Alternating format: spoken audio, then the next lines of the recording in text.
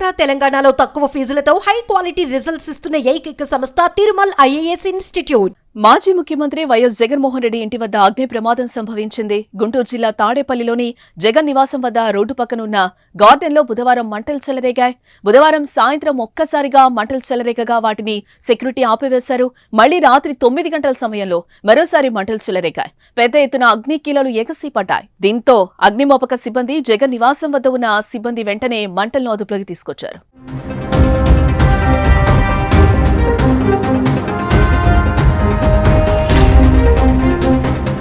గతంలో జగన్ నివాసం వద్ద రోడ్డుకి ఇరువైపులా మున్సిపల్ కార్పొరేషన్ ఆధ్వర్యంలో మొక్కలు నాటి గార్డెన్ ఏర్పాటు చేశారు.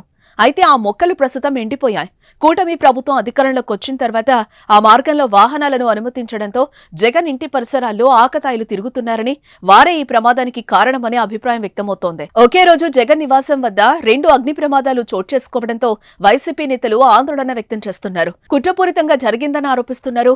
మాజీ సీఎం జగన్ నివాసానికి భద్రతా లోపమని కూడా వైసీపీ పోస్టు చేసింది.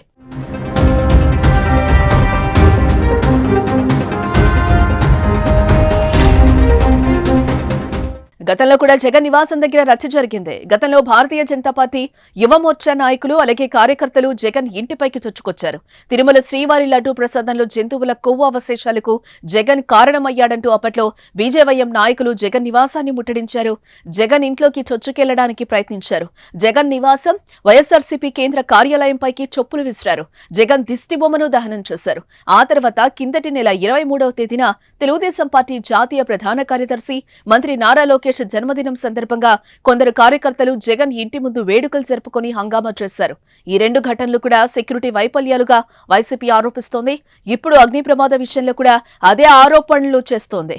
భద్రతా లోపమని విమర్శలు చేస్తోంది.